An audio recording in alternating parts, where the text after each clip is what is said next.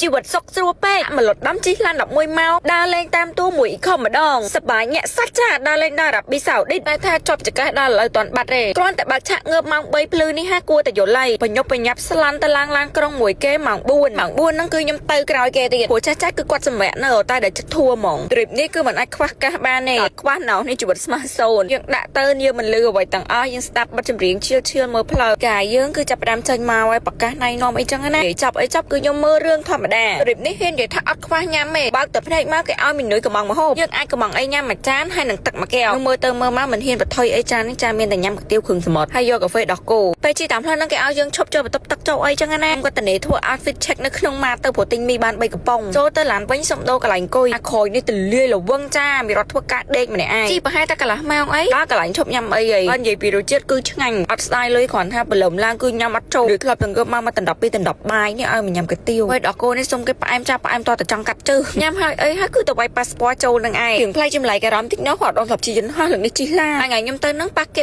3 scan វាយ passport 2ម៉ោងវាគេបិទចោលហ្មងអត់ឲ្យចេះតែចូលទេធុញពួកវាជក់តាប់បរិយខ្ញុំធ្វើអុកកន្លះសុំគេចូលបន្ទប់ទឹកមកអង្គុយក្នុងផងអញ្ចឹងទេអស់សួតហ្មងតបពីការចាំ2ម៉ោងហើយគឺយើងបានចេញដំណើរហើយចាអូយហត់ណាស់ទៅជាមានអារម្មណ៍ធុញថប់ដែលសាមានប្រុសស្អាតយកអីឲ្យញ៉ាំដាក់តុក្កតាឲ្យមើលហួយដល់ឃើញកូនគេចឹងនឹកក្មួយឯងត្មងត្មងណាអូននេះឃើញកញ្ចក់វែងចឹងចេះតែឆ្ងល់ជឿឡាន3 4ម៉ោងដល់កន្លែងញ៉ាំអីទៀតនេះហាងបែបចិនណាហូបគេឆ្ងាញ់ញាក់សាច់ប្រាប់ទៅអូននេះអ្នកនរគ្នានឹងស្ថិតនៅជាមួយនឹងការជិះឡាន11ម៉ោងជាមួយខ្ញុំដែរស៊ូណាអ្នកមើលពួកខ្ញុំនេះហត់មិនស្ទើរចេញតាំងពីអាទីភ្លឺល្ងឹតរហូតមកដល់ល្ងឹតពេលយប់វិញណាម៉ៃមើលពីម៉ោង4ភ្លឺលើម៉ោង6ល្ងាចវិញឯងនេះជាកន្លែងដែលឈប់ញ៉ាំបាយទី3ខ្ញុំញ៉ាំឡើងអស់ពុះដាក់អីនិយាយមែនមិនបានសួរថាវេទនាចឹងមកធ្វើអីម៉ែចេះតែបខំឲ្យមកដើម្បីឲ្យគ្រប់មនុស្សហ្នឹងអាមកដល់នេះហើយឈឺទៀតហៀសបោអាខ្លះដូចឆ្កែគ្នាគាត់ហ្នឹង cancel 3នាក់ត្រូវអូសកូនមកប្រគ្រប់ឥឡូវដល់លោតាហើយមកបន្ទប់គេវិញគឺស្អាតចិត្តបិទវាំងនូនចាំចិត្តឃើញកញ្ចក់ឆ្អឹងក្នុងហើយនឹងចកេះខ្ញុំវាឡើងស្រែកតែទេបានតែចូលដល់អូតាហ្នឹងគឺអចង់ហោះចេះដៃឲ្យខ្លួនឯងមួយចាស់អាម៉ោង3ហ្នឹងមានបានដេកទេងើបមកផាត់មុខទៅបដ ாய்មុខនេះមិនមែនលាប UV ការពារកម្ដៅថ្ងៃអីទេចាគឺការពារពន្លឺព្រះអាទិត្យស្លន់ម៉ែហើយដើរលេងយប់ប្រញាប់ខ្លាចផាត់មុខមិនតាន់គឺឲ្យបារម្ភជាមួយនឹងឈុតលុចសេរី3មុខនេះចា